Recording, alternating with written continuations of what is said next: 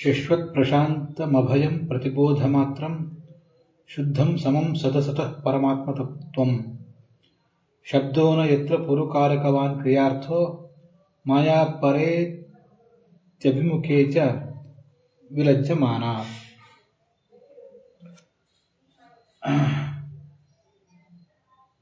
ಶ್ರೀ ಗುರುಭ್ಯೋ ನಮಃ. ಭಾಗವತೆ ದ್ವಿತೀಯ ಸ್ಕಂಧೆ ಸಪ್ತಮೇ ಅಧ್ಯಾಯೇ ಅದ್ಯ ಸಪ್ತಚತ್ವಾರಿಂಶಃ ಶ್ಲೋಕಃ. ಎರಡನೇ ಸ್ಕಂಧದ 7ನೇ ಅಧ್ಯಾಯದ 47ನೇ ಶ್ಲೋಕಃ. ಭಗವಂತಂ ನೈಕವಿಧೈಃ ಶಬ್ದೈಃ ವರ್ಣಯನ್ ಇದಾನೀಂ ವ್ಯಾಖ್ಯಾಸ್ಯತೆ. ಅಯಂ ಚ ಭಗವಾನ್ ಶಶ್ವದೇಕಪ್ರಕಾರಃ ಸುಖಸ್ವರೂಪಃ ಭಯರಹಿತಃ ಅಭಯದಾಯಕಶ್ಚ ಶುದ್ಧಜ್ಞಾನಸ್ವರೂಪಭೂತಃ ದೋಷರಹಿತಃ ಸರ್ವತ್ರ ಸಮಃ ವ್ಯಕ್ತಾದವ್ಯಕ್ತಾಚ್ಚ ವಿಲಕ್ಷಣಸ್ವರೂಪಃ ಸರ್ವತ್ರ ಅಭಿಮಾನರಹಿತಃ ಸರ್ವೇಪಿ ಲೌಕಿಕಾಃ ವೈದಿಕಾಶ್ಚ ಶಬ್ದಾಃ ಯಮೇನಂ ಮನಸಾ ಸಹ ವರ್ಣಯಿತುಂ ಅಶಕ್ತಾಃ ನಿವರ್ತಂತೆ. ತಥಾಪಿ ವೇದೈರೇವ ವೇದ್ಯಃ ಪ್ರಕೃತಿಬಂಧಃ ಅಸ್ಯ ಭಗವತಃ ಭಕ್ತಸ್ಯ ಅಗ್ರತಃ ಅಭಿಸರ್ತುಮಪಿ ವಿಲಜ್ಜಮಾನಃ ದೂರ ಏವ ತಿಷ್ಠತಿ. ಭಗವಂತನ ಸ್ವರೂಪವನ್ನು ವರ್ಣನೆ ಮಾಡ್ತಿದ್ದಾರೆ. ಭಗವಂತನ ಭಕ್ತರ ಮಹಿಮೆಯನ್ನು ಕೂಡ ಅದೇ ಪ್ರಸಂಗದಲ್ಲಿ ವರ್ಣನೆ ಮಾಡ್ತಿದ್ದಾರೆ. ಅವನು ನಿರ್ವಿಕಾರ, ಪೂರ್ಣವಾದ ಆನಂದ ಇದ್ದವನು, ಭಯರಹಿತ, ಜ್ಞಾನಸ್ವರೂಪ, ರಾಗದ್ವೇಷಾದಿ ರಹಿತನಾದವನು, ಸರ್ವಕಾಲದಲ್ಲೂ ಸರ್ವ ದೇಶದಲ್ಲೂ ಒಂದೇ ರೀತಿಯಾಗಿ ಶುದ್ಧನಾಗಿರುವವನು, ವ್ಯಕ್ತವಾದ ಪ್ರಪಂಚಕ್ಕೂ ಅವ್ಯಕ್ತವಾದ ಪ್ರಪಂಚಕ್ಕೂ ವಿಲಕ್ಷಣವಾದವನು. ಮತ್ತೆ ಈ ಪ್ರಪಂಚದಲ್ಲಿ ಎಲ್ಲವೂ ಅವನಿಂದಲೇ ನಡೆಯುವುದಾದರೂ ಕೂಡ ನಾನು ಅಂತ ಅಭಿಮಾನ ಇಲ್ಲದೆ ಇದ್ದ, ನನ್ನದು ಅಂತ ಅಭಿಮಾನ ಇಲ್ಲದೆ ಇದ್ದವನು. ವೇದಗಳಿಂದಲೂ ಅವನನ್ನು ಪೂರ್ಣವಾಗಿ ತಿಳಿಯಲಿಕ್ಕಾಗೋದಿಲ್ಲ, ಪುರಾಣಗಳಿಂದ ತಿಳಿಯಲಿಕ್ಕಾಗೋದಿಲ್ಲ. ಆದರೂ ಅವನನ್ನು ವೇದಗಳ ವೇದಾದ ಶಾಸ್ತ್ರಗಳ ಮೂಲಕವೇ ತಿಳಿಯಬೇಕು. ಈ ಎಲ್ಲರನ್ನೂ ಬಂಧಿಸಿಟ್ಟಿರುವಂತಹ ಈ ಪ್ರಕೃತಿಯ ಒಂದು ಶಕ್ತಿಯೂ ಕೂಡ ಭಗವಂತನ ಮುಂದೆ ಅಸಹಾಯಕಳಾಗಿ ನಿಂತು ಬಿಡ್ತಾಳೆ ಅಂತ ಮಾತ್ರ ಅಲ್ಲ, ಭಗವಂತನ ಭಕ್ತರ ಮುಂದೆಯೂ ಕೂಡ ಆ ಪ್ರಕೃತಿ ಸುಳಿದಾಡಲಿಕ್ಕೆ ನಾಚಿಕೆ ಪಡುತ್ತದೆ, ದೂರ ಇರುತ್ತದೆ ಅಂತ ಅದನ್ನ ವರ್ಣನೆ ಮಾಡ್ತಿದ್ದಾರೆ. ಈಗ ಆ ಶ್ಲೋಕಕ್ಕೆ ಬೇರೆ ಬೇರೆಯವರು ಏನೇನು ಅರ್ಥ ಮಾಡಿದ್ದಾರೆ ಅನ್ನೋದನ್ನು ಗಮನಿಸಬೇಕು. ಹಾಗೇನೆ ಭಾಗವತ ತಾತ್ಪರ್ಯವೂ ಕೂಡ ಈ ಶ್ಲೋಕಕ್ಕಿದೆ, ಅದನ್ನು ಕೂಡ ನಾವು ಗಮನಿಸಬೇಕು.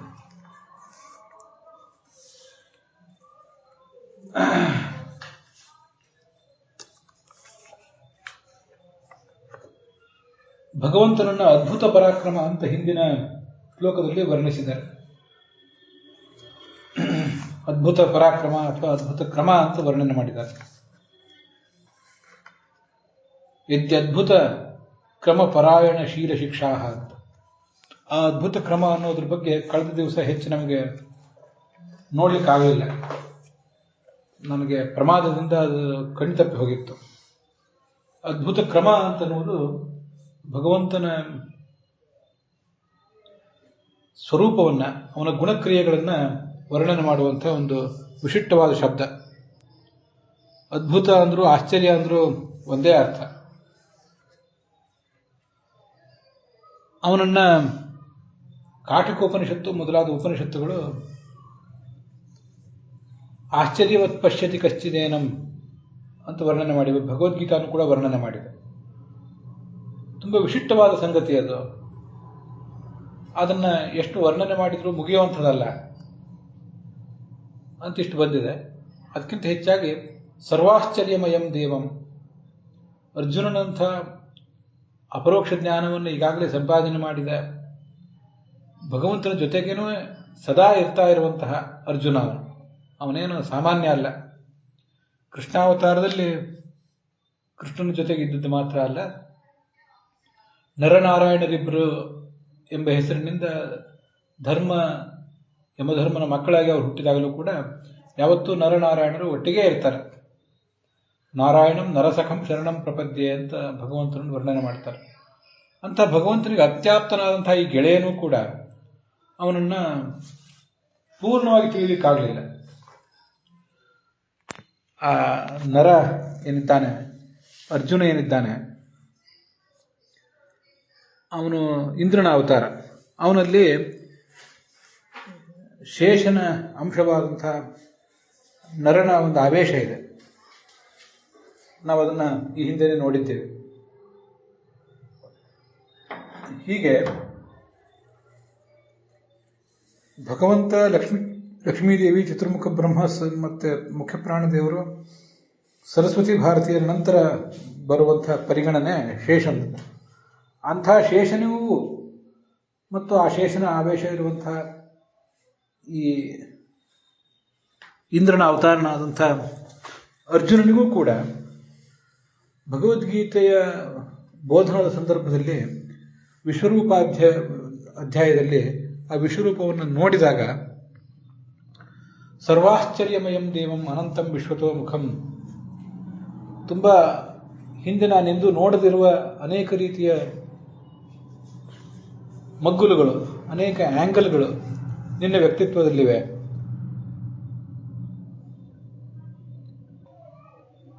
ಹೀಗೆ ಸರ್ವಾಶ್ಚರ್ಯಮಯಂ ದೇವಂ ಅನಂತಂ ವಿಶ್ವತೋಮುಖಂ ಅಂತ ಅವನಿಗೆ ಕಣ್ಣಿಗೆ ಕಂಡದ್ದನ್ನ ಗೀತೆ ವರ್ಣನೆ ಮಾಡಿದ್ದಂತಾನೆ ಸ್ವಯಂ ಭಗವಂತ ಹೇಳ್ತಾನೆ,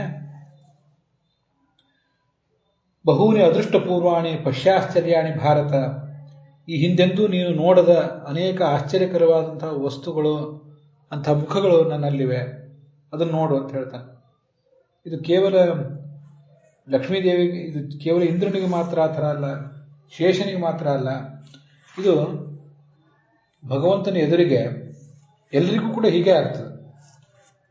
ಸ್ವಯಂ ಲಕ್ಷ್ಮೀದೇವಿಯು ಕೂಡ ಅವನ ವ್ಯಕ್ತಿತ್ವವನ್ನು ಅನಾದಿ ಕಾಲದಿಂದ ನೋಡ್ತಾ ಬಂದಿದ್ರು ಅವಳಿಗೂ ಅದು ನಿತ್ಯ ನೂತನ, ಹೊಸದು ಅಂತ ಅನಿಸ್ತಿರ್ತದೆ.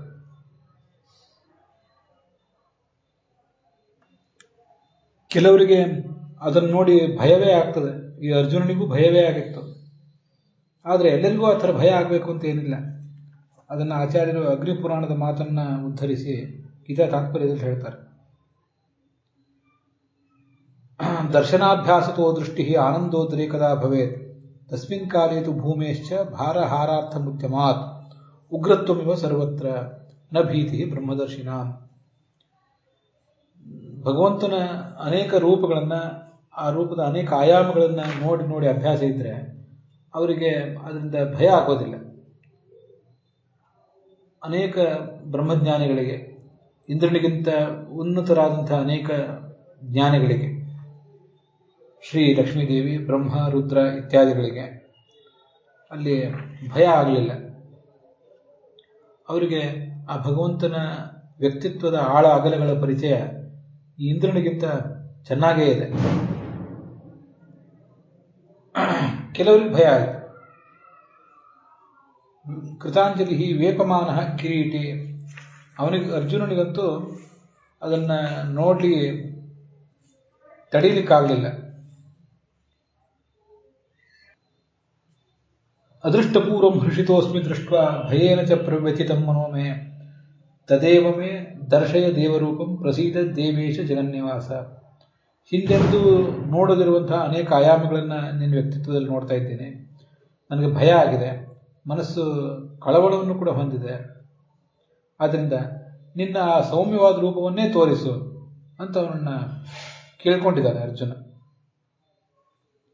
ಇದು ಆ ಭಗವಂತನ ರೂಪ ಎಷ್ಟು ಅದ್ಭುತವಾದದ್ದು ಅನ್ನೋದಕ್ಕೆ ಒಂದು ದೃಷ್ಟಾಂತ. ಭಗವಂತನನ್ನ ನಮೋ ಭಗವತೆ ತುಭ್ಯಂ ಪುರುಷಾಯ ಮಹಾತ್ಮನೆ ಹರೆಯೇ ಅದ್ಭುತ ಸಿಂಹಾಯ ಅಂತ ಒಂದು ನರಸಿಂಹಾವತಾರದ ಪ್ರಸಂಗದಲ್ಲಿ ವರ್ಣನೆ ಮಾಡ್ತಾರೆ. ಬ್ರಹ್ಮಣೇ ಪರಮಾತ್ಮನೇ ಅಂತ ಪೂರ್ಣ ಶ್ಲೋಕ. ಅವನನ್ನ ನರಸಿಂಹ ಅಂತ ಹೇಳುವುದಲ್ಲದೆ ಅದ್ಭುತ ಸಿಂಹ ಅಂತ. ಅನೇಕ ಸಿಂಹಗಳನ್ನ ವ್ಯಾಘ್ರಗಳನ್ನ ಯಾರ್ಯಾರನ್ನೋ ನೋಡಿರ್ತೀವಿ ನಾವಿಲ್ಲಿ. ಸಿಂಹ ವ್ಯಾಘ್ರ ಅಂತ ಹೆಸರಿಟ್ಕೊಂಡವ್ರನ್ನೆಲ್ಲ ನೋಡಿರ್ತೀವಿ. ಆದರೆ ಭಗವಂತ ಅನ್ನೋದು ಅದ್ಭುತವಾದ ಸಿಂಹ. ಹೀಗೆ ಅದ್ಭುತ ಸಿಂಹ, ಅದ್ಭುತವಾದ ರೂಪ ಇದ್ದವನು, ಅದ್ಭುತವಾದ ಕ್ರಮ ಇದ್ದವನು. ಹೀಗೆ ಅವನು ತ್ರಿವಿಕ್ರಮ, ಮತ್ತೆ ಅವನು ಉರುಕ್ರಮನೂ ಹೌದು. ಅದರ ಜೊತೆಗೆ ಅದ್ಭುತ ಕ್ರಮ ಅಂತ ಇಲ್ಲೊಂದು ಹೊಸ ಶಬ್ದವನ್ನ ಭಾಗವತ ನಮ್ಗೆ ಕೊಟ್ಟಿದೆ. ಇದು ಆ ಹಿಂದಿನ ಶ್ಲೋಕದ ಕುರಿತಾಗಿ ಆಯಿತು. ಈಗ ನಾವು ನೋಡ್ತಿರುವುದು ಶಶ್ವತ್ ಅಂತ. ಶಶ್ವತ್ ಅಂದ್ರೆ ಒಂದೇ ರೀತಿಯಾಗಿರುವಂಥದ್ದು. ಅದರಂತೆ ಅವನನ್ನು ಶಾಶ್ವತ ಅಂತ ವರ್ಣನೆ ಮಾಡ್ತಾರೆ. ಶಶ್ವತ್ ಏಕ ಪ್ರಕಾರ. ಮುಂದೆ ಈ ಪ್ರಶಾಂತ ಅಂತ ಶಬ್ದ ಇದೆ. ಪ್ರಶಾಂತ ಅನ್ನೋದಕ್ಕೆ ಪೂರ್ಣವಾದ ಸುಖವುಳ್ಳದ್ದು ಅಂತ ಅದರ ಅರ್ಥ. ಆಚಾರ್ಯರು ಭಾಗವತ ತಾತ್ಪರ್ಯದಲ್ಲಿ ಅವನ್ನೆಲ್ಲ ವಿವರಿಸಿದ್ದಾರೆ.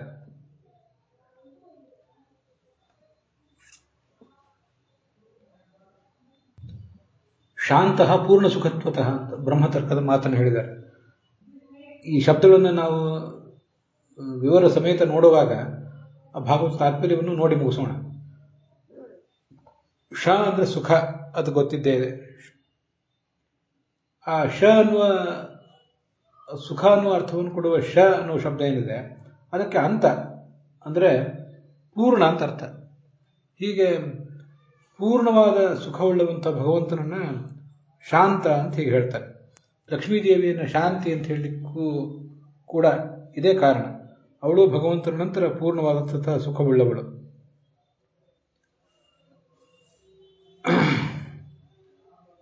ಅಭಯಂ ದ್ವಿತೀಯಾದ್ವೈ ಭಯಂ ಭವತಿ ಅಂತ ಉಪನಿಷತ್ತುಗಳು ಹೇಳುವಂತೆ ಭಗವಂತನಿಗೆ ಸಮಾನವಾದ ಅಥವಾ ಭಗವಂತನನ್ನ ಮೀರಿಸಿರುವ ಯಾವುದಾದ್ರೂ ಒಂದು ತತ್ವ ಇದ್ದರೆ ಆವಾಗ ಭಗವಂತನಿಗೆ ಭಯ ಆದೀತು. ಆದರೆ ಅವನಿಗೆ ಸಮಾನವಾದ ಅವನನ್ನು ಮೀರಿಸುವ ಯಾವ ವಸ್ತುವು ತತ್ವವೂ ಇಲ್ಲ, ಆದ್ದರಿಂದ ಅವನಿಗೆ ಭಯ ಇಲ್ಲ. ಹೀಗೆ ಸ್ವಯಂ ಭಯರಹಿತ, ಮತ್ತೆ ನಮ್ಮ ಭಯವನ್ನು ಕೂಡ ಪರಿಹಾರ ಮಾಡುವಂಥವನು. ಭಯಕೃತ್ ಭಯನಾಶನ ಅಂತ ವಿಷ್ಣು ಸಹಸ್ರನಾಮವನ್ನು ವರ್ಣನೆ ಮಾಡಿದೆ. ಸಂಸಾರ ಭಯವನ್ನು ನಮಗೆ ತಂದು ಒಡ್ಡಿದವನೇ ಅವನು.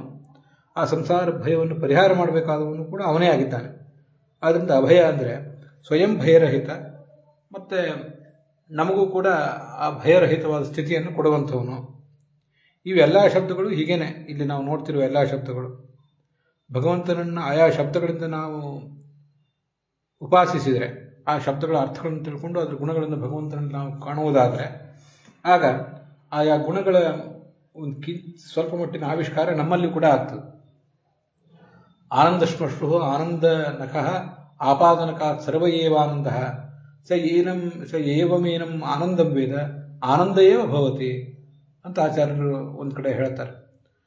ಭಗವಂತ ಅವನ ಪಾದದ ಅಂಗುಷ್ಠದಿಂದ ಆರಂಭಿಸಿ ತಲೆಯವರೆಗೆ ಸರ್ವವೂ ಆನಂದವೇ, ಅವನು ಆನಂದಮಯವಾದದ್ದೇ. ಹೀಗೆ ಭಗವಂತನನ್ನು ಆನಂದಮಯ ಅಂತ ಯಾರು ತಿಳ್ಕೊತಾರೆ, ಆನಂದ ಏವ ಸಭವತಿ, ಅವನು ಕೂಡ ತನ್ನೊಳಗಿನ ಆನಂದವನ್ನು ಆವಿಷ್ಕೃತ ಮಾಡಿಕೊಳ್ತಾನೆ ಅಂತ ಬಂದಿದೆ.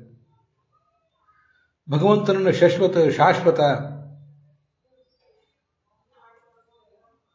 ಅಂತ ಹೀಗೆ ಉಪಾಸನೆ ಮಾಡಿದರೆ ಶಾಶ್ವತವಾದಂಥ ಸ್ಥಿತಿ, ಮುಕ್ತಿಯಲ್ಲಿ ಶಾಶ್ವತವಾದಂಥ ಸ್ಥಿತಿಯನ್ನು ನಮಗೂ ಪಡ್ಕೊಳ್ಳಿಕ್ಕೆ ಸಾಧ್ಯ ಆಗ್ತದೆ. ಜೀವ ಯಾವತ್ತೂ ಅನಾದಿನಿತ್ಯನೇ, ಅವನು ಶಾಶ್ವತನೇ. ಆದರೆ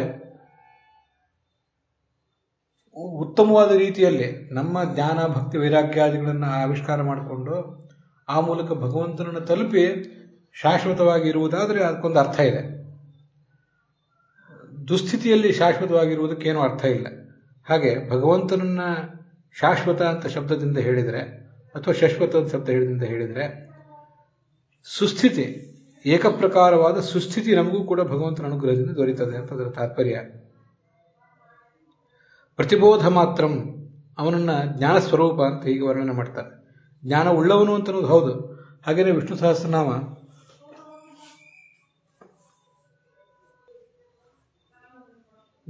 ಜ್ಞಾನಂ ಅನುತ್ತಮಂ ಅಂತ ವರ್ಣನೆ ಮಾಡಿದೆ. ಹೀಗೆ ಅವನು ಸ್ವಯಂ ಜ್ಞಾನ ಸ್ವರೂಪ. ನಪುಂಸಕಲಿಂಗದಲ್ಲೇ ಅವನನ್ನು ವರ್ಣನೆ ಮಾಡಿದ್ದಾರೆ ಜ್ಞಾನಂ ಅಂತ. ಪ್ರಮಾಣಂ ಅಂತಲೂ ಅವನು ವರ್ಣನೆ ಮಾಡ್ತಾರೆ. ಸರ್ವ ಪ್ರಮಾಣಗಳಿಗೂ ಅವನೇ ವಿಷಯ ಮತ್ತು ಅವನೇ ಜ್ಞಾನ ಸ್ವರೂಪ. ಅದನ್ನೇ ಈ ಪ್ರತಿಬೋಧ ಮಾತ್ರ ಅನ್ನೋದನ್ನು ಹೇಳ್ತದೆ. ಭಗವಂತನನ್ನು ಹೀಗೆ ಜ್ಞಾನ ಸ್ವರೂಪ ಅಂತ ಉಪಾಸನೆ ಮಾಡಿದರೆ ನಾವು ಕೂಡ ನಮಗೆ ಉಚಿತವಾದಂತಹ ಜ್ಞಾನವನ್ನು ಪಡ್ಕೊಳ್ಳಿಕ್ಕೆ ಸಾಧ್ಯ ಆಗ್ತದೆ. ನಮಗೆ ಯೋಗ್ಯವಾದ ಸರ್ವಜ್ಞತ್ವವನ್ನು ಪಡ್ಕೊಳ್ಳಿಕ್ಕೆ ಸಾಧ್ಯ ಆಗ್ತದೆ. ಏಕಂಚ ತತ್ವತೋ ವೇತ್ತುಂ ವಿನಾ ಸರ್ವಜ್ಞತಾಂ ನರಃ ನ ಸಮರ್ಥೋ ಮಹೇಂದ್ರೋಪಿ ತಸ್ಮಾತ್ ಸರ್ವತ್ರ ಜಿಜ್ಞಾಸೇತ್. ಒಂದೇ ಸಣ್ಣ ಸಂಗತಿಯನ್ನು, ಒಂದು ಏಕಾದಶಿ, ಒಂದು ಸಂಧ್ಯಾ ವಂದನೆ, ಇಂಥ ಸಣ್ಣ ಸಂಗತಿಗಳಿಂದ ಆರಂಭಿಸಿ ಅತಿ ದೊಡ್ಡ ಶಾಸ್ತ್ರೀಯ ರಹಸ್ಯಗಳನ್ನು ನಾವು ಅರ್ಥ ಮಾಡಿಕೊಳ್ಳಿಕ್ಕೂ ಕೂಡ ನಮ್ಮ ಮಟ್ಟಿನ ಸರ್ವಜ್ಞತ್ವ ಇಲ್ಲದೆ ಇದ್ದರೆ ಸಾಧ್ಯ ಆಗೋದಿಲ್ಲ ಅಂತಿದೆ. ಆದ್ದರಿಂದ ಭಗವಂತನನ್ನ ಸರ್ವಜ್ಞ, ಜ್ಞಾನ ಸ್ವರೂಪ ಅಂತ ಹೀಗೆ ಉಪಾಸನೆ ಮಾಡಿದರೆ ನಾವು ಕೂಡ ಆ ಜ್ಞಾನದ, ನಮ್ಮಲ್ಲಿರುವ ಜ್ಞಾನ ಸ್ವರೂಪವನ್ನು ಅಭಿವ್ಯಕ್ತ ಮಾಡಿಕೊಳ್ಳಿಕ್ಕೆ ಸಾಧ್ಯ ಆಗ್ತದೆ. ಅಲ್ಲಿ ಪ್ರತಿಬೋಧ ಮಾತ್ರ ಅಂದರೆ ಜ್ಞಾನ ಸ್ವರೂಪ ಅಂತ ಅದರ ತಾತ್ಪರ್ಯ.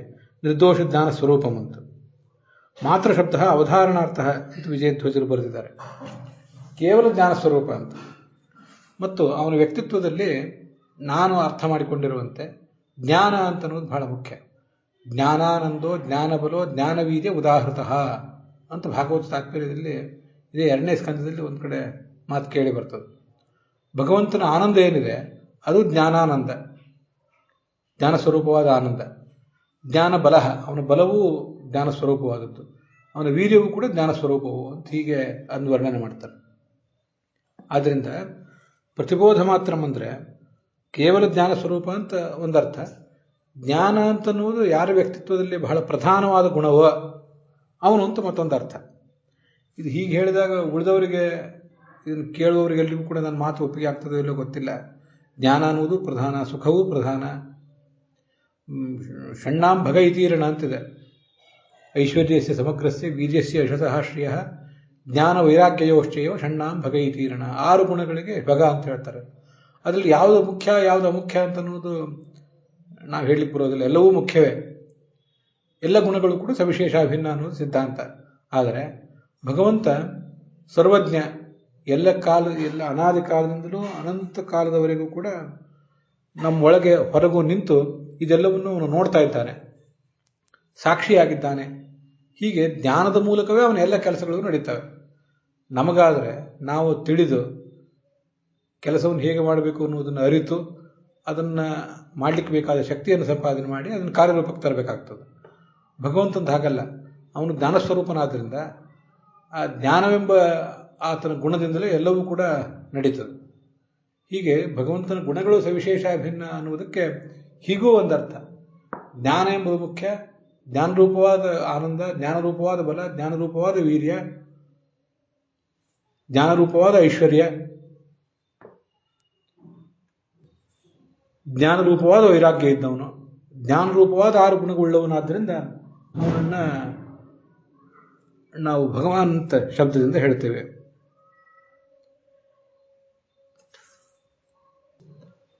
ಮುಂದೆ ಶುದ್ಧಂ ಅಂತಿದೆ. ಶುದ್ಧಂ ಅಂದರೆ ದೋಷರಹಿತ, ರಾಗಾದಿ ದೋಷರಹಿತ ಅಂತ ಅರ್ಥ.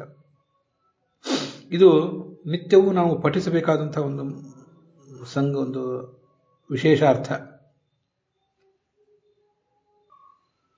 ಬ್ರಹ್ಮಾಕ್ಷರಮಜಂ ನಿತ್ಯಂ ಯಥಾಸೋ ಪುರುಷೋತ್ತಮ ತಥಾ ರಾಗಾದಯೋ ದೋಷಾ ಪ್ರಯಾತ್ತು ಪ್ರಶಮಮ್ಮ ಅಂತ ದೇವಪೂಜೆ ಮಾಡುವಾಗ ಈ ಬ್ರಹ್ಮ ಇವನು ನಾಶರಹಿತ, ದೋಷರಹಿತ. ಅವನನ್ನಾಗಿ ದೋಷರಹಿತ ಅಂತ ನಾವು ಉಪಾಸನೆ ಮಾಡಿದ್ದರಿಂದ ನಮ್ಮೆಲ್ಲ ದೋಷಗಳು ಪರಿಹಾರ ಕಾಣಲಿ ಅಂತ ಅವನೆದುರಿಗೆ, ಭಗವಂತನೆದುರಿಗೆ ನಿಂತು ಅಥವಾ ಕೂತ್ಕೊಂಡು ಅವನನ್ನು ದೋಷರಹಿತ ಅಂತ ನಾವು ತಿಳಿಯುವ ಮೂಲಕ ನಾವು ದೋಷರಹಿತರಾಗುವ ಪ್ರಯತ್ನ ಮಾಡೋಣ ಅಂತ ಒಂದು ಸಂಕಲ್ಪವನ್ನು, ಅಂಥ ಒಂದು ಬದ್ಧತೆಯನ್ನು ನಾವು ಆ ಪೂಜಾ ಕಾಲದಲ್ಲಿ ತೋರಿಸ್ತೇವೆ. ಮುಂದೆ ಸಮಂ ಅಂತಿದೆ. ಸಮ ಅಂದರೆ ಯಾವತ್ತೂ ಎಲ್ಲ ಕಾಲದಲ್ಲಿಯೂ ಎಲ್ಲ ದೇಶಗಳಲ್ಲಿಯೂ ಏಕಪ್ರಕಾರವಾಗಿರುವವನು ಅಂತ ಅದರ ಅರ್ಥ. ಒಂದು ಪರಮಾಣುವಿನಲ್ಲಿಯೂ ಅತಿ ದೊಡ್ಡದಾದ ಮಹತ್ತತ್ವದಲ್ಲಿಯೂ ಆಕಾಶದಲ್ಲಿಯೂ ಎಲ್ಲ ಕಡೆಯೂ ಅವನಿಗೆ ಗುಣಗಳಿಗೆ ವ್ಯತ್ಯಾಸ ಇಲ್ಲ ಅಂತ ಒಂದರ್ಥ. ಅಥವಾ ವೈಷಮ್ಯ ನೈರ್ಘಣ್ಯ ಅನ್ನೋ ದೋಷ ಇಲ್ಲ. ದುಷ್ಟರಲ್ಲೂ ಇದ್ದಾನೆ, ಸಜ್ಜನರಲ್ಲೂ ಇದ್ದಾನೆ. ಎಲ್ಲೂ ಯಾರ ಬಗ್ಗೆಯೂ ಕೂಡ ನಮಗೆ ಇರುವಂತೆ ಪ್ರಾಕೃತವಾದ ಒಂದು ದ್ವೇಷ, ಪ್ರಾಕೃತವಾದ ಪ್ರೀತಿ ಇದ್ಯಾವುದು ಯಾರ ಬಗ್ಗೆಯೂ ಕೂಡ ಅವನಿಗಿಲ್ಲ. ಸತ್ ಅಸತಃ ಪರಂ ಅಂತಿದೆಯಲ್ಲ, ಸತ್ಗಿಂತಲೂ ಪರ, ಅಸತ್ಗಿಂತಲೂ ಪರ ಅಂತ. ಸತ್ ಅಂದರೆ ವ್ಯಕ್ತವಾದ ಜಗತ್ತು, ಕಾರ್ಯರೂಪದಿಂದ ವ್ಯಕ್ತವಾದ ಜಗತ್ತು. ಅಸತ್ ಅಂದರೆ ಕಾರಣ ರೂಪದಿಂದ ಅವ್ಯಕ್ತವಾದ ಒಂದು ಜಗತ್ತು. ನಮ್ಮೆದುರಿಗೆ ಒಂದು ಮಡಕೆ ಇದ್ದರೆ ಆ ಮಡಕೆ ರೂಪದಿಂದ ಆ ಘಟ ಅನ್ನೋದು ನಮಗೆ ಕಣ್ಣಿಗೆ ಕಾಣಿಸ್ತದೆ. ಘಟ ಅಥವಾ ಮಡಕೆ ನಮಗೆ ಕಣ್ಣಿಗೆ ಕಾಣಿಸ್ತದೆ, ಅದು ವ್ಯಕ್ತ. ಅದ್ರ ಹಿಂದೆ ಏನೇನು ಕಾರಣಗಳಿದ್ವು ಅನ್ನೋದು ನಮ್ಗೆ ಗೊತ್ತಾಗೋದಿಲ್ಲ. ಹಾಗೆ ನೋಡಿದರೆ ಗಡಿಗೆ ತಯಾರಾಗಲಿಕ್ಕೆ ಮಣ್ಣೊಂದು ಸಾಕಾದ್ದರಿಂದ ಗಡಿಗೆಯನ್ನು ನೋಡಿದ ಕೂಡಲೇ ಪೂರ್ಣವಾಗಿ ಮಣ್ಣಿಂದ ಗೊತ್ತಾಗೇ ಬಿಡ್ತದೆ ನಮಗೆ. ಒಂದು ಬಂಗಾರದ ಆಭರಣ ನಮಗೆ ಬಂದರೆ ಅದರಲ್ಲಿ ಬಂಗಾರ ಇದೆಯೋ, ಮತ್ತು ಯಾವ್ಯಾವ ಲೋಹಗಳಿವೆ, ಅದು ನಕಲಿ ಬಂಗಾರವಾಗಿದ್ದರೆ ಮತ್ತು ಅದರಲ್ಲಿ ಏನು ಸೇರಿಕೊಂಡಿದೆ ಅನ್ನೋದು ಗೊತ್ತಾಗೋದೇ ಇಲ್ಲ, ಅದು ವಿಷಯ ಬೇರೆ. ನಕಲಿ ಬಂಗಾರ ಆಗಿಲ್ಲದೆ ಹೋದರೂ ಶುದ್ಧವಾದ ಬಂಗಾರದ ಆಭರಣವೇ ಆಗಿದ್ದರು ಆ ಬಂಗಾರದ ಆಭರಣದ ತಯಾರಿಕೆಗಾಗಿ ಅದಕ್ಕೊಂದಿಷ್ಟು ಆಭರಣ, ಒಂದಿಷ್ಟು ಲೋಹಗಳನ್ನು ಸೇರಿಸಿರ್ತಾರೆ. ಅವು ಏನು ಸೇರಿಸಿದ್ದಾರೆ ಅಂತ ನಮಗೆ ಯಾರಿಗೂ ಗೊತ್ತಾಗೋದೇ ಇಲ್ಲ. ಒಂದ್ಯಾವುದೋ ಮನೆ, ಒಂದ್ಯಾವುದೋ ಒಂದು ಪರ್ವತ ಅಂತೂ ನಮ್ಮೆದುರಿಗೆ ಕಾಣಿಸುವಂಥ, ನಾವು ಉಪಯೋಗ ಮಾಡುವಂಥ ಪೃಥ್ವಿ, ಅಪ, ತೇಜಸ್ಸು, ವಾಯು, ಆಕಾಶ, ಈ ಮಹಾಭೂತಗಳು, ಆ ಮಹಾಭೂತಗಳಿಂದ ಹುಟ್ಟಿರುವ ನಾವು ನಿತ್ಯ ಮನೆಯ ಮಠಗಳಲ್ಲಿ ಉಪಯೋಗ ಮಾಡುವ ಎಲ್ಲ ಉಪಕರಣಗಳು, ಇವೆಲ್ಲವೂ ಕೂಡ ವ್ಯಕ್ತ. ಆದರೆ ಅದ್ರ ಹಿಂದೆ ಯಾವ್ಯಾವ ಉಪಕರಣಗಳಿಂದ ಏನೇನು ಮಾಡಿದ್ದಾರೆ ಅಂತ ನಮಗೇನು ಗೊತ್ತಾಗ್ತದೆ? ಅಡುಗೆ ಮಾಡಿ ಊಟಕ್ಕೆ ಹಾಕಿದರೆ ನಮಗೆ ಅದನ್ನು ಯಾವ ತರಕಾರಿಯಿಂದ ಮಾಡಿದ್ದಾರೆ, ಅದಕ್ಕೆ ಏನೇನು ಮಸಾಲೆ ಪದಾರ್ಥಗಳನ್ನು ಹಾಕಿದ್ದಾರೆ, ಏನು ರುಚಿ ಹಾಕಿದ್ದಾರೆ ಅಂತ ಗೊತ್ತಾಗೋದಿಲ್ಲ. ಹಾಕಿದ ಅಡುಗೆ ಅವರಿಗೊಬ್ಬರಿಗೆ ಗೊತ್ತಿರ್ತದೆ, ಉಳಿದವ್ರಿಗೆ ಯಾರಿಗೂ ಏನೂ ಗೊತ್ತೇ ಆಗೋದಿಲ್ಲ. ನಮ್ಮಂಥವ್ರು ತಿಂದು ಉಂಡು ಬದುಕುವವರು, ತಿಂದೇ ಇದ್ರೆ ಸತ್ತು ಹೋಗುವಂಥವ್ರು. ಆ ತಿನ್ನುವ ಪದಾರ್ಥಗಳ ಬಗ್ಗೆನೇ ನಮ್ಗೆ ಸರಿಯಾದ ಜ್ಞಾನ ಇಲ್ಲ. ಆದ್ದರಿಂದ ಈ ಜಗತ್ತು ವ್ಯಕ್ತ. ಆ ವ್ಯಕ್ತವಾದ ಜಗತ್ತಿಗಿಂತಲೂ ಭಿನ್ನ ಅವ್ಯಕ್ತವಾದ, ಅಂದರೆ ನಾವು ಉಪಯೋಗ ಮಾಡುವ ಎಲ್ಲ ಕಾರ್ಯಗಳ ಹಿಂದಿನ ಕಾರಣಗಳಲ್ಲಿಯೂ ಕೂಡ ಅವನಿದ್ದಾನೆ, ಆದರೆ ಅದಕ್ಕಿಂತಲೂ ಅವನು ಭಿನ್ನ. ಅಥವಾ ಪೃಥ್ವಿ, ಅಪ, ತೇಜಸ್ಸು ಈ ಮೂರನ್ನ ವ್ಯಕ್ತ ಅಂತಾರೆ, ಸತ್ ಅಂತಾರೆ. ಅದಕ್ಕಿಂತಲೂ ಭಿನ್ನ. ಅಸತ್ ಅಂದರೆ ವಾಯು, ಆಕಾಶಗಳು, ಅವಕ್ಕಿಂತಲೂ ಅವನು ಭಿನ್ನ ಅಂತ ಮತ್ತೊಂದರ್ಥ. ಮತ್ತೆ ಆತ್ಮತತ್ವಂ ಅಂತ ಶಬ್ದ ಇದೆ.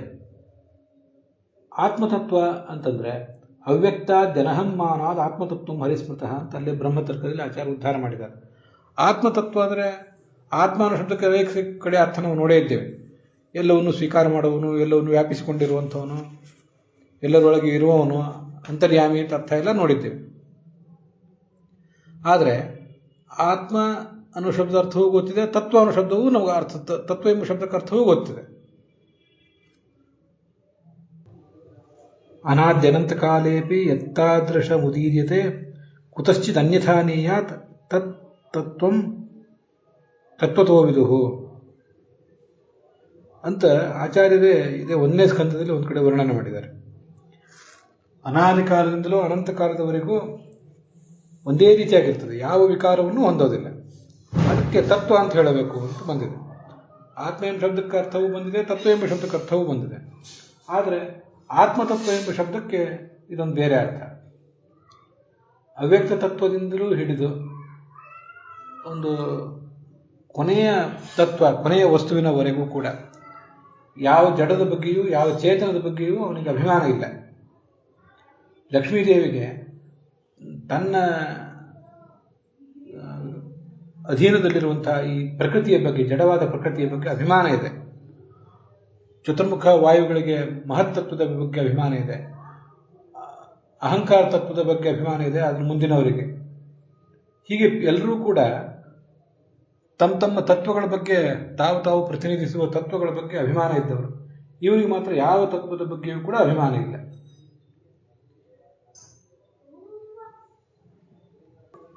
ಇದು ಆ ಆತ್ಮತತ್ವ ಎಂಬ ಶಬ್ದದ ಒಂದು ವಿಶಿಷ್ಟವಾದ ಅರ್ಥ. ಶಬ್ದೋನು ಯತ್ರ ಪುರುಕಾರಕವಾನ್ ಕ್ರಿಯಾರ್ಥ ಅಂತ ಮುಂದೆ ನಾವು ನೋಡುವಂಥ ಶಬ್ದ. ಈ ವೇದಗಳಲ್ಲಿ, ಪುರಾಣಗಳಲ್ಲಿ ಏನೋ ಅನೇಕ ವಾಕ್ಯಗಳಿವೆ. ಅಲ್ಲಿ ಅನೇಕ ಕಾರಕಗಳಂತೂ ಇದ್ದೇ ಇರ್ತವೆ. ಕರ್ತೃಕಾರಕ, ಕರ್ಮಕಾರಕ, ಕರಣ, ಸಂಪ್ರದಾನ, ಅಪಾದಾನ, ಅಧಿಕರಣ ಮೊದಲಾದ ಕಾರಕಗಳು ಇರ್ತಾ ಇರ್ತವೆ.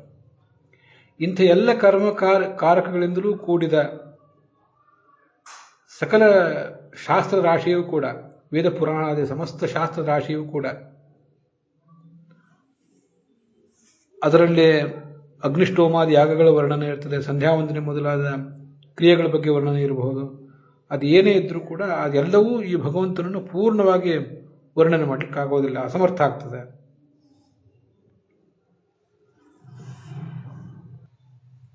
ವಿಜಯಧ್ವಜರು ಹೇಳ್ತಾರೆ, ಸಂಸಾರಕ್ಕೆ ಕಾರಣವಾದ ಈ ಪ್ರಕೃತಿಯ ಬಂಧನ ಅದು ಆ ಭಗವಂತನ ಎದುರಿಗೆ ಅಭಿಮುಖದಲ್ಲಿ ನಿಲ್ಲಕ್ಕೆ ನಾಚಿ ದೂರ ಸರಿತದೆ.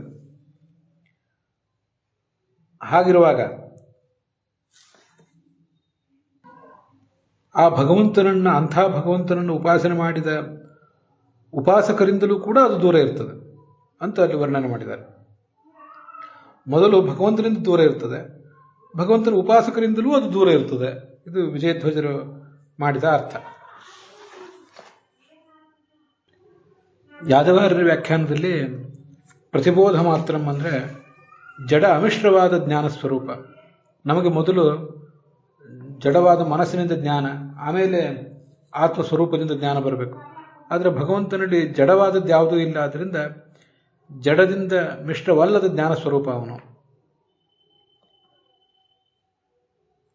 ಪದ ಸಮನ್ವಯ ನ್ಯಾಯೇನ ಪ್ರವರ್ತಮಾನೋಪಿ, ಭಗವಂತನಲ್ಲಿ ಸಕಲ ಶಾಸ್ತ್ರಗಳ ಸಮನ್ವಯವನ್ನು ನಾವು ಮಾಡಲಿಕ್ಕೆ ಹೊರಟಾಗ ಒಟ್ಟಾರೆ ವಾಕ್ಯಗಳ ತಾತ್ಪರ್ಯವೂ ಅವನನ್ನು ಪೂರ್ಣವಾಗಿ ಹೇಳೋದಿಲ್ಲ.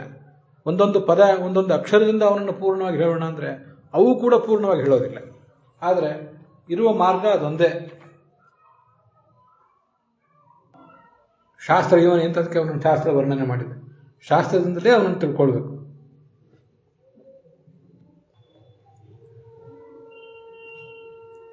ಯಾದವಾರ್ಯರು ವ್ಯಾಖ್ಯಾನ ಮಾಡುವಂತೆ ಅನೇನ ಹರಿಕೃಪಾ ದೃಷ್ಟಿ ವಿಷಯವೋ ಭಕ್ತೋಪಿ ನ ಮಾಯಾಧೀನ ಕಿಮು ಹರಿಹಿ ಇತ್ಯುಕ್ತಂ ಭವತೆ.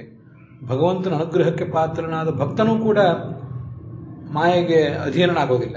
ಹೀಗಿರುವಾಗ ಭಗವಂತನ ಬಗ್ಗೆ ನಾವು ಏನು ಹೇಳಬೇಕು ಅಂತ ಯಾದವಾರ್ಯರು ಹೇಳಿದ ವ್ಯಾಖ್ಯಾನದಂತೆ ಮೊದಲು ಭಕ್ತರನ್ನು ತಗೊಂಡು ಭಕ್ತರೇ ಮಾಯೆಗೆ ಅಧೀನರಾಗೋದಿಲ್ಲ ಅಂದಮೇಲೆ ಭಗವಂತನ ಬಗ್ಗೆ ಏನು ಹೇಳಬೇಕು ಅಂತ ಕೊನೆಗೆ ಭಗವಂತನ ಬಗ್ಗೆ ಬಂದಿದೆ.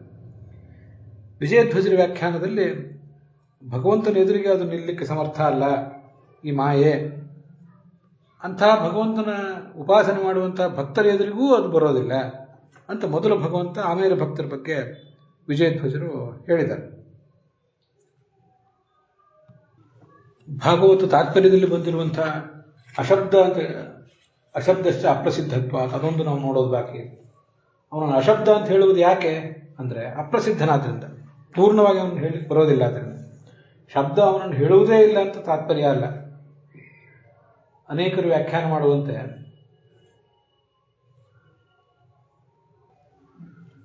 ಭಗವಂತನ ಬಗ್ಗೆ ಏನು ಅವಾಸ್ತವಿಕವಾದ ಆಕಾರವನ್ನು ನಾವೆಲ್ಲ ಕಲ್ಪನೆ ಮಾಡಿಕೊಂಡಿದ್ದೇವೆ ಅದನ್ನು ಇಲ್ಲ ಅಂತ ಶಾಸ್ತ್ರ ತಿಳಿಸ್ತದೆ.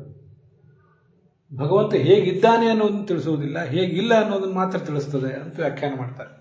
ಆ ವಿಷಯ ಸರಿನೇ, ಆದರೂ ಹೇಗಿದ್ದಾನೆ ಅನ್ನೋದನ್ನು ಸ್ವಲ್ಪ ಆದರೂ ತಿಳಿಸ್ತದೆ, ಸ್ವಲ್ಪವೂ ತಿಳಿಸೋದಿಲ್ಲ ಅಂತ ಹೇಳಬಾರದು.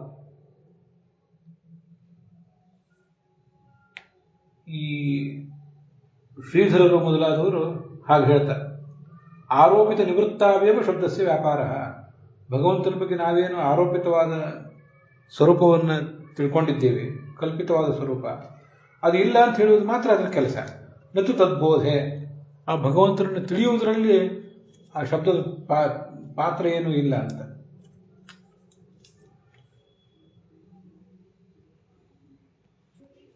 ವೀರರಾಘವರು ವ್ಯಾಖ್ಯಾನ ಮಾಡುವಂತೆ ಕರ್ಮಕಾಂಡ ಅವನನ್ನು ತಿಳಿಸೋದಿಲ್ಲ. ವೇದದಲ್ಲಿ ಕರ್ಮಕಾಂಡ, ಜ್ಞಾನಕಾಂಡ ಅಂತ ಎರಡಿವೆ. ಕರ್ಮಕಾಂಡಗಳು ಅವನನ್ನು ತಿಳಿಸೋದಿಲ್ಲ, ಜ್ಞಾನಕಾಂಡ ಮಾತ್ರ ಆತನನ್ನು ತಿಳಿಸ್ತದೆ. ಆದರೆ ಈ ಎಲ್ಲ ವ್ಯಾಖ್ಯಾನಗಳಿಗಿಂತ ಅಶಬ್ದಶ್ಚ ಅಪ್ರಸಿದ್ಧತ್ವ ಅಂತ ಆಚಾರ್ಯರು ಕೊಟ್ಟಿರುವಂತಹ ಒಂದು ಅಭಿಪ್ರಾಯ ಏನಿದೆ ಅದೇ ಹೆಚ್ಚು ಸಮಂಜಸ ಆಗಿದೆ. ಶಬ್ದಗಳು ಆತನ ಸ್ವರೂಪವನ್ನು ವರ್ಣನೆ ಮಾಡ್ತವೆ, ಪೂರ್ಣವಾಗಿ ವರ್ಣನೆ ಮಾಡೋದಿಲ್ಲ, ಆದರೆ ಸ್ವಲ್ಪ ಸ್ವಲ್ಪವಾಗಿ ಆದರೂ ವರ್ಣನೆ ಮಾಡಿಯೇ ಮಾಡ್ತವೆ. ಪೂರ್ಣವಾಗಿ ಯಾಕೆ ಮಾಡ್ಲಿಕ್ಕೆ ಆಗೋದಿಲ್ಲ ಅಂದರೆ ಅಪ್ರಸಿದ್ಧತ್ವ. ಶಬ್ದಗಳಿಗೆ ಯಾವುದೇ ಲೌಕಿಕ ವಸ್ತುಗಳನ್ನು ಕೂಡ ಪೂರ್ಣವಾಗಿ ತಿಳಿಸುವ ಒಂದು ಶಕ್ತಿ ಇಲ್ಲ. ಶಬ್ದಗಳಿಂದ ಕೇಳಿದ ಮೇಲೆ ಮತ್ತೆ ಆ ವಸ್ತುವನ್ನು ಕಣ್ಣಾರೆ ನೋಡಬೇಕು ಅಂತ ನಾವು ಹಾತೊರಿತೇವೆ. ಹಾಗಿರುವಾಗ ಅಲೌಕಿಕನಾದ ಅಪ್ರಾಕೃತನಾದಂತಹ ಭಗವಂತನ ಸ್ವರೂಪವನ್ನು ಅವಕ್ಕೆ ಪೂರ್ಣವಾಗಿ ತಿಳಿಸ್ಲಿಕ್ಕೆ ಆಗೋದಿಲ್ಲ ಅಂತ ತಾತ್ಪರ್ಯ ಆಗ್ತದೆ. ಈ ಶ್ಲೋಕದಲ್ಲಿ ಅಭಿಮುಖೆ ಅಂತ ಶಬ್ದ ಇದೆಯಲ್ಲ, ಅದ್ರ ಬಗ್ಗೆ ನಾವೊಂದಿಷ್ಟು ವಿಚಾರ ಮಾಡಬೇಕು. ಅಭಿಮುಖೆ ಅಂದರೆ ಎದುರುಗಡೆ ಅಂತ ಒಂದು ಅರ್ಥ, ಭಗವಂತನ ಎದುರುಗಡೆ ಅಂತ ಒಂದು ಅರ್ಥ ಆಗ್ತದೆ. ಮಾಯಾ ಪರೈತ್ಯಭಿಮುಖೇ ಚ ಅಥವಾ ಅಭಿಮುಖೇವ ಚ ಅನ್ನೋ ಪಾಠ ಹೆಚ್ಚು ಚೆನ್ನಾಗಿರ್ತದೆ. ಆ ಭಗವಂತನ ಎದುರಿಗೆ, ಅಭಿಮುಖೆ ಎದುರುಗಡೆ ನಿಲ್ಲಕ್ಕೆ ಮಾಯೆಗೂ ನಾಚಿಕೆ ಆಗ್ತದೆ, ದೂರ ಹೋಗ್ತದೆ ಅಂತ. ಅಭಿಮುಖೆ ಅನ್ನೋ ಶಬ್ದಕ್ಕೆ ಆ ಭಗವಂತನ ದೃಷ್ಟಿಗೆ ಪಾತ್ರನಾದ ಜೀವ ಅಂತ ಅರ್ಥ ಮಾಡಿದ್ದಾರೆ ಯಾದವಾರ್ಯರು. ಆದರೆ ಅಭಿಮುಖ, ಪ್ರಮುಖ ಇತ್ಯಾದಿ ಶಬ್ದಗಳಿಗೆ ಸಹಜವಾದ ಅರ್ಥ ಎದುರುಗಡೆ ಅಂತ. ತೇವಸ್ಥಿತ ಪ್ರಮುಖೇ ಯಥಾರ್ಥ ರಾಷ್ಟ್ರ ಅಂತೆಲ್ಲ ಭಗವದ್ಗೀತಾದಲ್ಲಿ ಪ್ರಯೋಗ ಇದೆ. ಆದ್ದರಿಂದ ಅಭಿಮುಖೆ, ಪ್ರಮುಖೆ ಇವೆಲ್ಲ ಶಬ್ದಗಳಿಗೂ ಕೂಡ ಎದುರುಗಡೆ ಅಂತ ಅರ್ಥ. ಯಾರ ಎದುರಿಗೆ ಅಂದರೆ ಭಗವಂತನ ಎದುರಿಗೆ ಮಾಯೆ ನಿಲ್ಲಕ್ಕೆ ಆಗೋದಿಲ್ಲ. ಇದೆಲ್ಲ ಭಗವಂತನ ಮಹಿಮೆಯನ್ನೇ ಹೇಳುವ ಪ್ರಸಂಗ.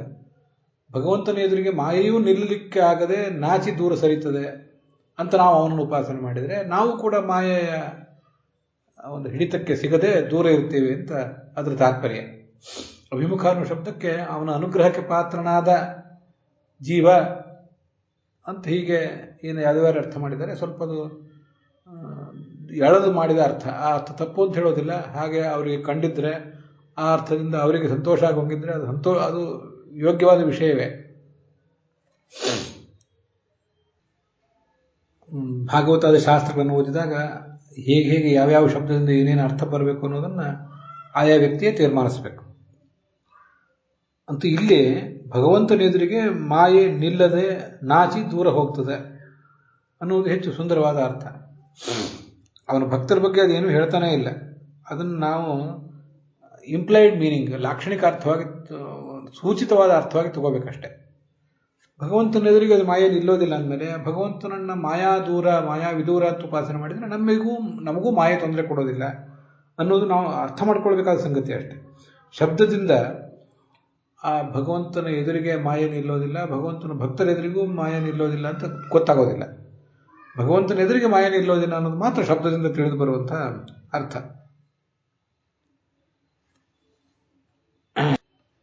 ಅದರಲ್ಲೊಂದು ಶೃಂಗಾರವೂ ಕೂಡ ಇದೆ. ಮಾಯಾ ಅಂದರೆ ಬಂಧಕ ಪ್ರಕೃತಿಯ ಅಭಿಮಾನಿಯಾದಂತಹ ಲಕ್ಷ್ಮೀದೇವಿ, ಶ್ರೀಭೂ ದುರ್ಗಾ ರೂಪದ ಇರುವಂತಹ ಲಕ್ಷ್ಮೀದೇವಿ ಅವನ ಎದುರಿಗೆ ನಿಲ್ಲಲಿಕ್ಕಾಗದೆ ನಾಚಿ ದೂರ ಸರಿತಾಳೆ ಅಂತ. ಶ್ರೀಶ್ಚತೆ ಲಕ್ಷ್ಮೀಶ್ಚ ಪತ್ನಿಯು, ಭಗವಂತನಿಗೆ ಶ್ರೀ ಅಂತೊಂದು, ಲಕ್ಷ್ಮಿ ಅಂತೊಂದು ಎರಡು ರೂಪಗಳನ್ನು ಹೊಂದಿರುವ ಲಕ್ಷ್ಮೀದೇವಿ ಪತ್ನಿಯಾಗಿದ್ದಾಳೆ ಅಂತ ಕೆಲವು ಕಡೆ ಇದೆ. ಇನ್ನು ಕೆಲವು ಶಾಖೆಗಳಲ್ಲಿ ಹ್ರೀಶ್ಚತೆ ಲಕ್ಷ್ಮೀಶ್ಚ ಅಂತಿದೆ. ಲಕ್ಷ್ಮೀದೇವಿಗೆ ಹ್ರೀ ಅಂತ ಒಂದು ರೂಪ ಇದೆ. ಆದ್ದರಿಂದ ಅವಳು ನಾಚಿ ದೂರ ಇರ್ತಾಳೆ ಭಗವಂತನ ಎದುರಿಗೆ ಅಂತನ್ನುವುದು ಅವಳ ಸ್ತ್ರೀತ್ವಕ್ಕೆ ಒಪ್ಪುವಂಥ ಒಂದು ವರ್ಣನವೇ. ಶೃಂಗಾರ ಅಲ್ಲಿದೆ. ಇದನ್ನ ಒಂದೆರಡು ಕಡೆ ವ್ಯಾಸರು ವರ್ಣನೆ ಮಾಡ್ತಾರೆ.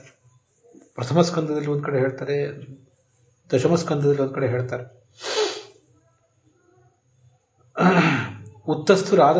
ಉತ್ತಸ್ತುರಾರಾತ್ ಸಹಸಾ ಆಸನಾಶ್ರಯ ಸಾಕಂಪಿತ ವ್ರೀಡಿತ ಲೋಚನಾನನಾಹ ಅಂತ. ಕೃಷ್ಣ ಬಂದ ಕೂಡಲೇ ಅವರು ಸಂಭ್ರಮದಿಂದ ಮೇಲೆ ಹೇಳ್ತಿದ್ರಂತೆ ಅವರ ಪತ್ನಿಯರು. ಅವರ ಕಣ್ಣು ಮುಖದಲ್ಲಿ ನಾಚಿಕೆ ತುಂಬಿ ತುಳುಕ್ತಿತ್ತಂತೆ.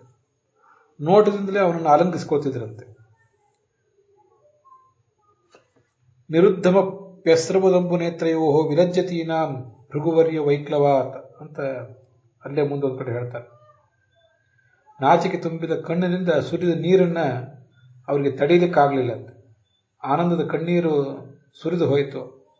ಹೀಗೆ ವಿಲಜ್ಜತೀನಾಂ ಮತ್ತೊಂದು ಕಡೆ ಹೇಳ್ತಾರೆ. ಅದು ತುಂಬ ಸುಂದರವಾದ ಒಂದು ವರ್ಣನೆ. ಕೃಷ್ಣನಿಗೆ 16,108 ಜನ ಪತ್ನಿಯರು, ಅವರಲ್ಲಿ ಪ್ರತಿಯೊಬ್ಬರಲ್ಲೂ 11 ಜನ ಮಕ್ಕಳಾಗಿದ್ದರು. ಅದೆಲ್ಲ ವಿಷಯ ಸರಿ. ಅಷ್ಟಾದರೂ ಕೂಡ ಪ್ರತಿ ಸರಿ ಆತನನ್ನು ನೋಡಿದಾಗಲೂ ನವಸಂಗಮ ಲಜ್ಜೆಯೇವ ಸ್ಥೂಣಾಂತರೇಣ ಅಂತ ವರ್ಣನೆ ಮಾಡ್ತಾರೆ.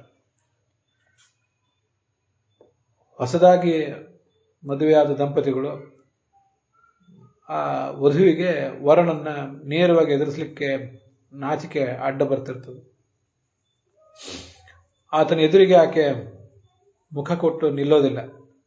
ಆತ ಕೋಣೆಯಲ್ಲಿದ್ದಾನೆ ಅಂದರೆ ಕಂಬದ ಮರೆಗೆ, ಗೋಡೆಯ ಮರೆಗೆ ನಿಂತುಕೊಂಡು ಆತನನ್ನು ಅವಳು ನಿರುಕಿಸ್ತಾ ಇರ್ತಾಳೆ.